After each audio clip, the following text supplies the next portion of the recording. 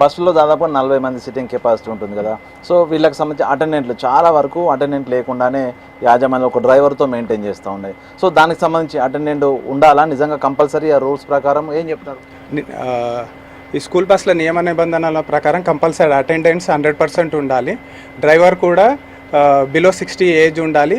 ఈ same class of vehicle 5 years నడిపిన experience ఉండాలి కంపల్సరీ. అటెండెంట్ డ్యూటీ ఏంటంటే కంపల్సరీ పిల్లల్ని ఎక్కించేటప్పుడు దించేటప్పుడు అటెండెంట్ కిందికి దిగి పిల్లల్ని ఎక్కించిన తర్వాతనే అటెండెంట్ ఎక్కాలి. ప్లస్ పిల్లలు కూడా ఒకవేళ రోడ్ క్రాస్ చేసే పరిస్థితి వచ్చినప్పుడు వెహికల్ ఇటు సైడ్ ఆగి రోడ్డు అటు సైడ్ వెళ్ళాలనుకుంటే అటెండెంట్ ఆ పిల్లల్ని జాగ్రత్తగా తీసుకెళ్ళి రోడ్డు క్రాస్ కంపల్సరీ 100% చేయాలి. అదే అటెండెంట్ డ్యూటీ. బస్సుల సంఖ్య ఎక్కువ కాబట్టి సో హనుమకొండ అనేది చాలా కీలకము. గతంలో కూడా చిన్న పద్ధతిర ప్రమాదాలు చాలా వరకు సంభవించాయి.